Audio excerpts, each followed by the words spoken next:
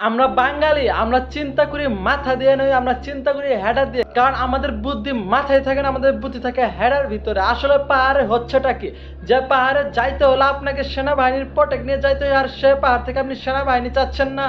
আসলে পাহাড়ে হচ্ছে কি, পাহাড়ি সন্ত্রাসী সংগঠনগুলোর কি পরিমাণ সাহস হলে এরা সরাসরি সেনাবাহিনী হত্যা করে।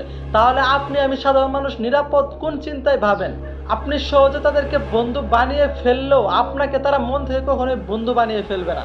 উপরে উপরে খুব খাতির রাখবে, আপনার খুব ভালো বন্ধু, বন্ডিং ভালো, কিন্তু তাদের কথাকথিত আদিবাসী দিবস এলে দেখবেন তাদের আসল রূপ।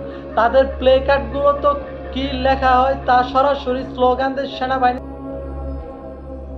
তিন পার্বত্য অঞ্চল খাগড়াছড়ি, রাঙ্গামাটি, বান্দরবনকে আলাদা রাষ্ট্র গঠন করতে চায়, সেটার নামকরণও তারা করেই ফেলেছে, জুম্বল্যান্ড। পাহাড়ে নব্য মুসলিম ধর্ম গ্রহণ করা ওমর ফারুককে গুলি করে মসজিদে হত্যা, কিংবা পুরো কাঠুরিয়া হত্যা, কিংবা সেনা